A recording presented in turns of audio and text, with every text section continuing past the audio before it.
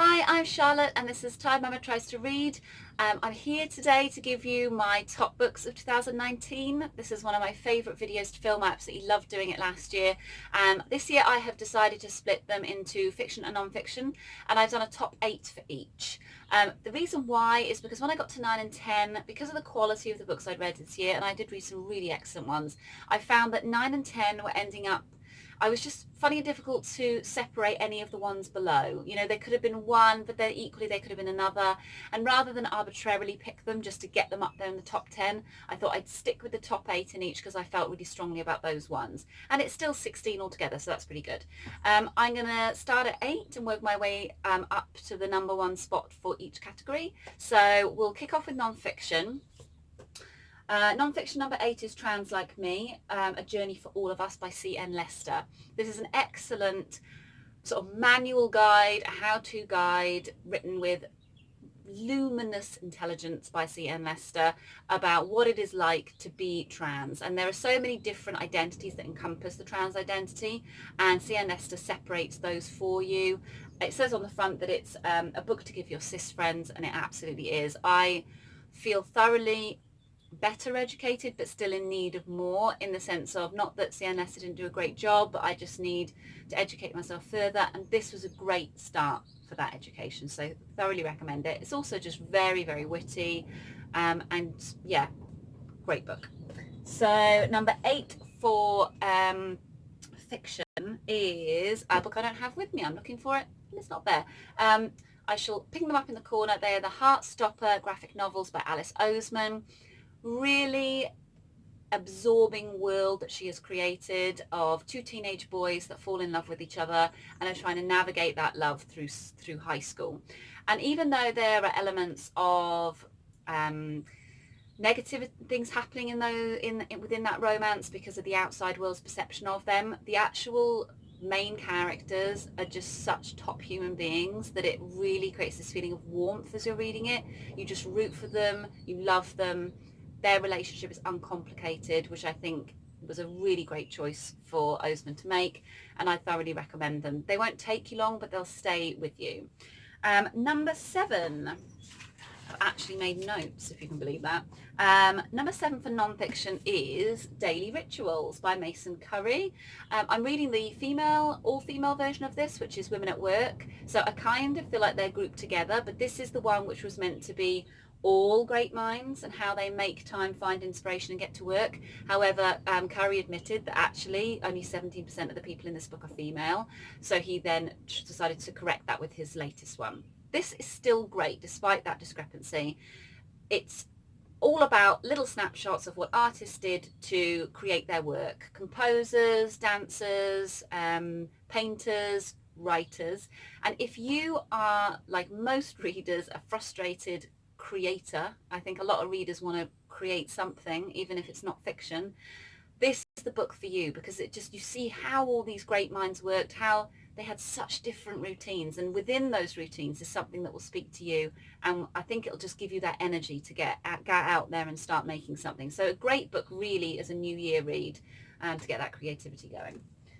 And number 7 fiction is Haybert by Roberto Pastore. So I've talked about this book a couple of times. I've mentioned it on my Instagram, and you may know Bert from Sean and Bert's channel, Pastore Time. It's an amazing book of poetry. It's a snapshot into how someone experiences the world and his growth within the world. It covers sort of folklore. It's also really confessional. It's just a very alive book, and I felt when I was reading it, I read it all in one sitting, I felt that even though my experience isn't the same as Bert's, that I felt I wanted to go out into the world and just almost double check how I experience those things, because the little details that he gives are just so full of energy. It just makes you want to go out and do the same. It's just altogether a really life-affirming piece of work. And yeah, I've got on here that it's got soul, and it really, really does. So that was definitely one of my highlights of the year, was picking up this little gem. So now we're on to number 6. I have chosen a book that I don't have with me because it was a library cover, so I should put it in the corner. It's Mother by Sarah Knott. I'll be getting this as soon as it comes out in paperback. I'm pretty sure it's due soon. It's a historical view of motherhood throughout the ages. So she's a historian by trade, and she's gone in, she's dug through records, and she's created, with a little bit of artistic license, a picture of how people have mothered. It's tender, it's really thoroughly done, and ultimately I feel like it adds a different voice to the whole. We've got quite a few books coming out now about motherhood and feminism, but I feel this adds a little bit of a voice to the nitty-gritty of motherhood, because it does have a lot of nitty-gritty. It has a lot of the joys, but it also balances it with the hard stuff too, which I found quite refreshing. So that is definitely something, and I think I'm going to read it again. It's definitely something I'm going to be getting again when it comes out in paperback. My number 6 for fiction is another one that I don't have, because I also got this in the library. This is Pat Barker's Silence of the Girls. This is a retelling of the Achilles myth, told through the eyes of the women around him. I feel like because it's a retelling of a myth, people wrote it off, and I can totally understand that. If it's not your thing, fair dues. But there was something very relevant about how she's talking about it. You know, I think in the Western world, we're so removed from war in the direct experience of it that we forget that there are places in the world where war is going on right now. And actually a lot of the experiences of the women in this book will be happening to women in the world. So in that respect, I really valued Pat Barker's insight into that, the way she brought this old myth into now, and the futility of it all, and just the awfulness of it all.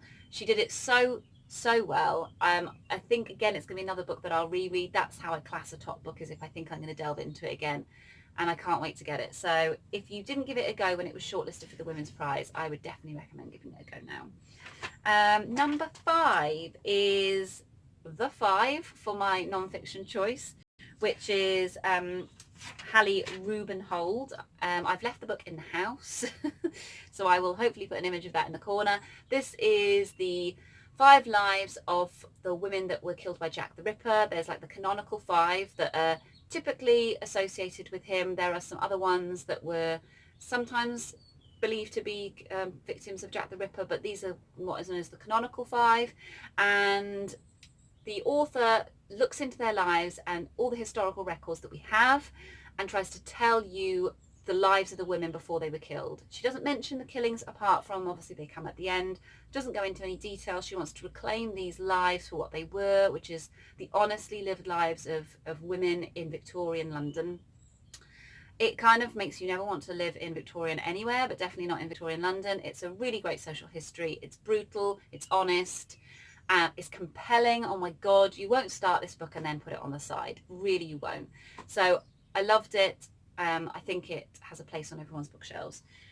Number 5 fiction was Pachinko by Min Jin Lee, and I think you'll probably have heard a lot about this on BookTube, so I won't go too much into detail, but this follows the life of Sunja as basically from her very young years all the way to her old years. It's a proper saga, like Eliot-esque type saga, with all the detail that's involved, and you really get swept up in it. It's very immersive. It's set in Korea and Japan, and follows the conflicts between the two countries and the way Korean citizens were treated in Japan when they lived there. Really fascinating stuff, educational for me because I knew nothing about this topic, and yeah, I think I need to read more. I think it was one of those examples where I need to read more fiction set outside of places that I know, you know, and just sort of be a little bit more daring. Loved it. Number 4 is non-fiction, is Period Power by Maisie Hill. Harness your hormones and get your cycle working for you. Really revolutionary book. Don't be put off by the fact it's about periods. It's just so interesting. It tells you so much you don't know. I thought I was the sort of person who knew quite a lot about this kind of thing, but there was loads of info in there that I didn't. It's really changed my perspective on how I'm going to live with my body. I talked about it a lot in my videos, so I won't go into that. But apart from anything else, Maisie Hill is really funny, really clever, and really angry about lots of things. She's a social justice warrior, if ever I saw one. And there are some great contextualized rants about women of colour and the way that they are prejudiced within the health system, all that kind of stuff. She's a bit of a hero now for me, and I follow her on Instagram and love her. So that was one that's going to stay with me, and I'll probably pass on to people. Number 4 for fiction was We Are Okay by Nina LaCour. Very much surprised that this is up here in this set of books. Very much surprised it's at number 4. but it just did stay with me. It's about a girl who is going through a very depressive period in her life, and she isolates herself in her college dorms over the Christmas period. So everyone else has gone home. She's still there. She's there's a big snowstorm. Is she in Chicago? I feel like she's in Chicago. No, she's in college in New York, but it's the California coast where she's from. So she's reflecting back to her time on the California coast and the griefs that have occurred there that have led her to this situation in New York. It's gorgeous. So tenderly done. Very moving, very sort of, yeah, sort of gentle, but by the end of it I was in floods. So there's only, I think, 3 books this year that have made me cry, and this was one of them. So that's definitely earned it a place in the chart. Number 3 for non-fiction is The Library Book by Susan Orlean, and I think that's appeared in a few top 10s, and I'm not surprised. It's a great book. It's, as it says on the back, there could be no better book for the bookish. So 100% agree. It's just got loads of anecdotes, loads of historical facts, social history. It's all centered around the fact that there was a big fire in the LA library in the 80s, but then it just goes back in time to where libraries came from, and then forward in time to what they do for societies now, how they work with the homeless. Why do we read? What do we get from reading? Why do we go to a library? Why do we buy books? Everything. It's brilliant. And yeah, I don't think it's one of those books, again, I think if you like books, you can't not enjoy it. Number 3 for fiction was Girl, Woman, Other by Bernardine Evaristo. This is a fantastic book. Joint winner of the Booker Prize. Should have probably been the only winner of the Booker Prize, let's be honest. The only person I could totally agree with her sharing that Booker with was Lucy Ellmann, because I've only read a third of Ducks Newburyport, purely because, and let me just say that now, I identified so much with the female narrator that it gave me panic attacks. So I actually had to stop reading it. But I want to finish it. I'm desperate to finish it. I adored Ducks Newburyport, and it would be up here in my top 10. It might even have stolen number 1 spot, but it was just that I couldn't finish it at this current point in my journey. But don't forget Ducks is what I keep meaning to say. So yeah, however, I did read Bernardine Evaristo, and I was not disappointed. It was incredible. 12 narrative voices, all of them are compelling. They all relate to one another in ways you don't expect, and the ending is just really, really spot on. Commenting on identity issues, social issues, relationships, everything. She does it with wit, intelligence. She makes it look just amazingly easy when it obviously wasn't. So love this book. And I've seen loads of people from all over the place loving that book. So I think it's kind of this universal thing, which is really hard to do. That was number 3. So now we're in the top 2. Okay, number 2 in my non-fiction. Ooh, she's just throwing the book herself. Is Eloquent Rage, Brittany Cooper. So if you haven't read this, I really recommend doing it this year. It'll be out in paperback. It's the subtitle is A Black Feminist Discovers Her Superpower. Cooper is just way more intelligent than everyone else, and funnier than everybody else, and maybe not angrier than everybody else, but she's harnessed it and she's directing it out the world, and it's awesome. The arguments that she makes in here that are based around things that all of us will be able to grasp. It's pop culture stuff and serious political stuff all intermixed. They're just amazing. Loads of people in this here have said that she's like the messiah for where is it now? It does say a bit about the messiah here now.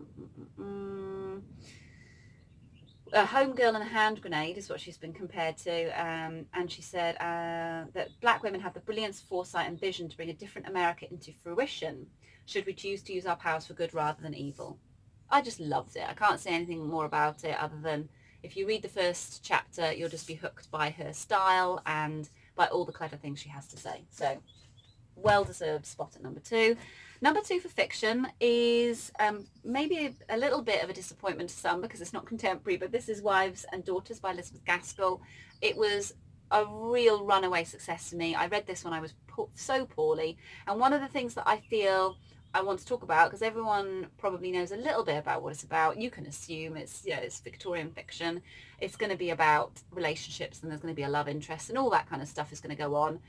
But one of the things that really stuck out to me was the message that she had about human ambition and human drive and how they connect to well-being, which is really interesting. So she says how it doesn't matter if you're the smartest or the best at a certain thing. If you are chronically ill in any way, you're not going to be able to achieve the things that other people who maybe are nowhere near as good as you going to be able to achieve. And I found that so refreshing, because we're living in an age now where people are acknowledging that they're not superhuman, and people are admitting that they've got either mental health problems or physical problems.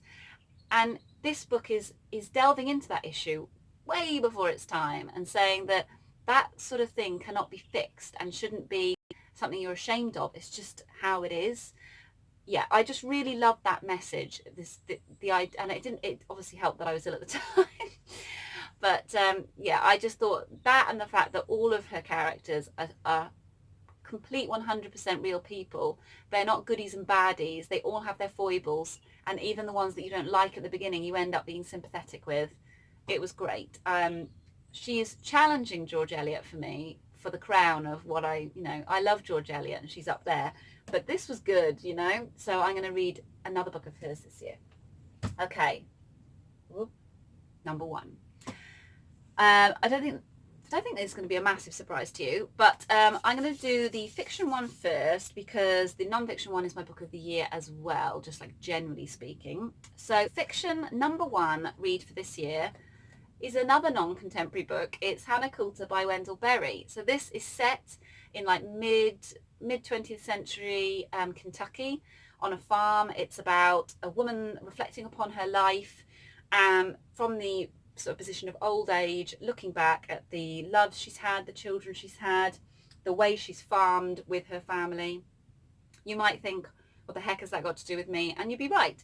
I think you're going to enjoy it if you do give it a go, just because Wendell Berry, boy, can he write.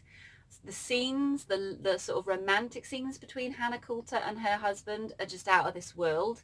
The tenderness with which she describes relationships with her friends and family are incredible. I can't believe a man wrote it, which, as a writer, you should be able to write other genders and other experiences, but I was really shocked at how well he portrayed a woman's interior experience of the world. I personally related to it probably more than any of the other books I've read this year, because I come from a background of having lived on a small holding, and I value working the land. And I worry as well about the fractured nature of how we all relate to one another now, with parents and children and grandparents living so far away, and where the continuity is, and kind of what the point is when you're not really passing on anything anymore. That's in my dark days. Obviously I don't feel like that all the time. So this was a really emotional read for me, and I was in bits by the end, and I can't wait to read more Wendell Berry.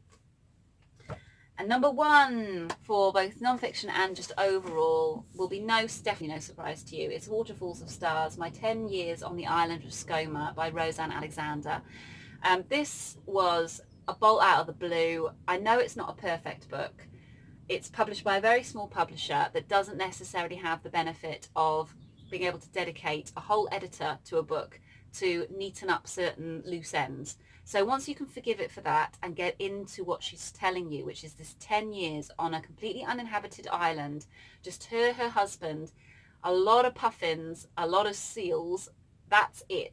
Once you can get into that and what that must have felt like, and the way that, let yourself believe in this landscape of the sea and the sky and this rock, you won't be disappointed. It's like being taken to another planet, except it's actually on our planet. This is within like driving distance of me. I could get to Skomer in a day, and I really want to.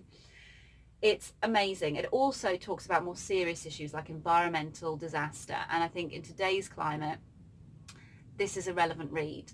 The effect of an oil spill on the island of Skomer is just like metaphorically important to everybody, and I thoroughly encourage you to be there in the moment with her when she's describing how it affects the wildlife and how it feels for her when it's happening to her island.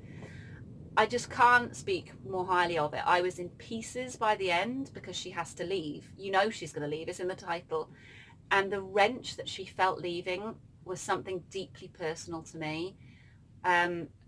It reminded me a lot of when we left our small holding. And there'll be other situations that I'm sure you can relate to, even if it's not a natural landscape type thing. A feeling of loss and of change and of being thrown into the world. So I can't recommend this enough. I don't know what's going to surpass it this year. I'm excited to see, but it's a standout book for me. Okay, I'm done. That was 2019. I'm going to do my stats video where I'll talk maybe a little bit more about the rest of the reads that I've had, but it's been a really, really great year. 70 books, not too shabby, and here's to 2020. Thank you.